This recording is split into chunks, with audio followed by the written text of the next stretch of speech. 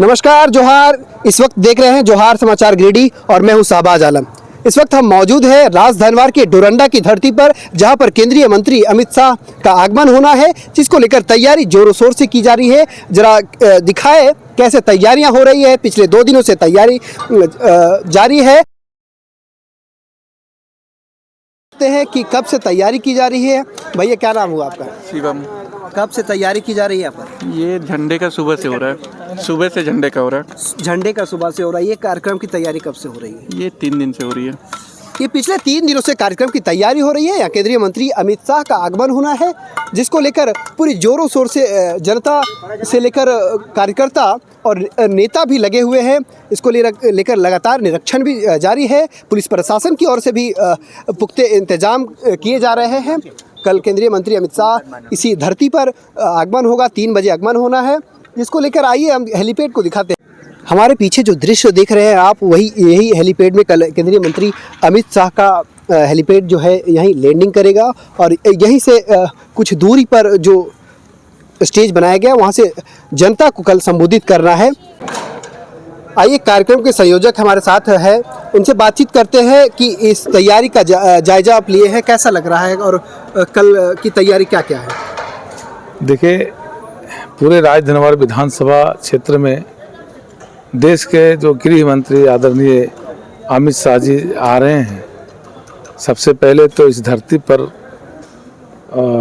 तमाम राजधनवार की जनता उनको स्वागत करती है और निश्चित रूप से देश में जो ऐतिहासिक फैसले इन्होंने लिए हैं, जो काम करके दिखाया है, उनके जज्बों को लोग सलाम करते हैं और उनको एक झलक पाने के लिए यहाँ की जनता बेताब है।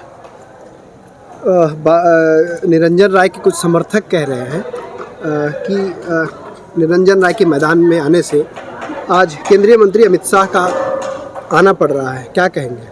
देखिए, हम किसी के बारे में कुछ नहीं बोलेंगे,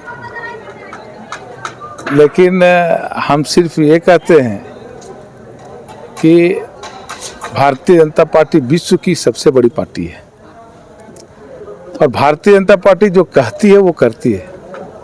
हमारा पार्टी इसलिए विश्व की सबसे बड़ी पार्टी बनी है कि हमारे पास नेता है, नेता की नीयत है और हमें देश की सेवा करने में हमारे तमाम कार्यकर्ता विश्वास रखते हैं। इसलिए हम देश के प्रति समर्पित हैं, राष्ट्र के प्रति समर्पित हैं और इस भावना से भारतीय जनता पार्टी काम करती है। तो हमारे पास जो नेता हैं, जब आते हैं उनको देखने के लिए जनता उमड़ पड़ती है। दूसरी पार्टियों के पास नेता कहाँ है?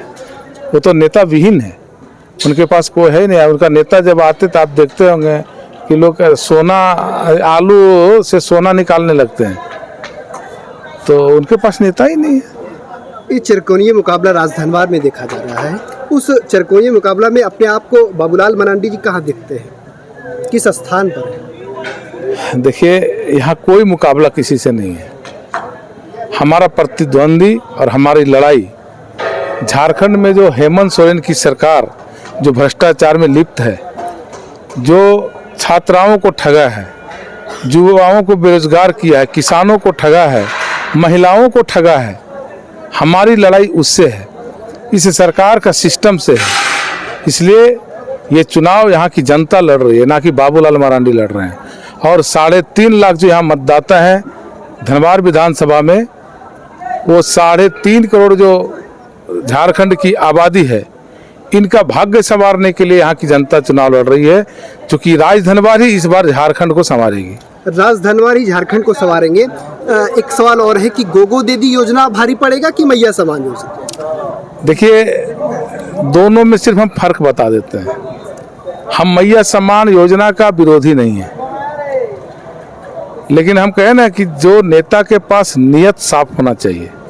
जब इनकी नीयत साफ होती तो ये योजना ये 1-2 साल कम से कम पहले लाता। जब इसका सारा जो वादा किया चुनाव में, जब कोई काम नहीं किया, तब ये जा करके लास्ट में देखा कि हम जनता के पास क्या मुंह लेकर के जाएंगे।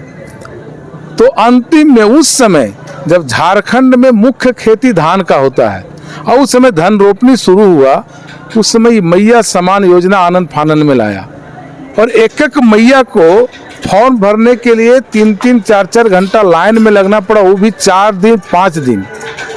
4 दिन और 5 दिन में उसका काम का नुकसान हुआ वो अलग, उनकी मजदूरी 1,500 हज़ार रुपया गया। और ऊपर से फॉर्म में लिखा हुआ है कि दिसंबर तक ये फॉर्म वैलिड है, दिसंबर के बाद पूरी डॉक्यूमेंट फिर लगेंगे। चूँकि ये सरकार जानती थी कि नवंबर में चुनाव हो जाएगा, हमें नवंबर तक जनता को बेवकूफ़ बनाना है, दिसंबर में तो हमें देना ही नहीं है चूँकि वो रहने वाले नहीं हैं। लेकिन भारतीय जनता पार्टी ने घोषणा किया है, नरेंद्र मोदी जी ने घोषणा किया है कि हमारी सरकार जैसे बनेगी वैसे ही गोगो दीदी योजना के तहत पहला कैबिनेट में हम इसको पास करेंगे और हर महीना के 11 तारीख को गोगो दीदी योजना के तहत हमारी माता बहनों के खाते में 2100 रुपया जाएगा। और ये गारंटी मोदी की गारंटी, जिस पे जनता विश्वास करती है। मोदी की गारंटी है। कल जो कार्यक्रम होना है, लोगों से क्या अपील करते हैं? हम लोगों से विनम्र आग्रह करते हैं कि देश में जिस तरह से प्रधानमंत्री नरेंद्र मोदी जी के नेतृत्व में देश आगे बढ़ रहा है, वैसे ही भारतीय जनता पार्टी को सपोर्ट करें, भारतीय जनता पार्टी को ऐतिहासिक जीत दिलाएं और डबल इंजन की सरकार बनाएं, जिससे हमारी विकास की गाड़ी सरपट दौड़े। ये 5 साल में झारखंड काफ़ी पीछे गया है, इसको हमें आगे लाना है और हम युवाओं के भविष्य को उज्जवल करना है।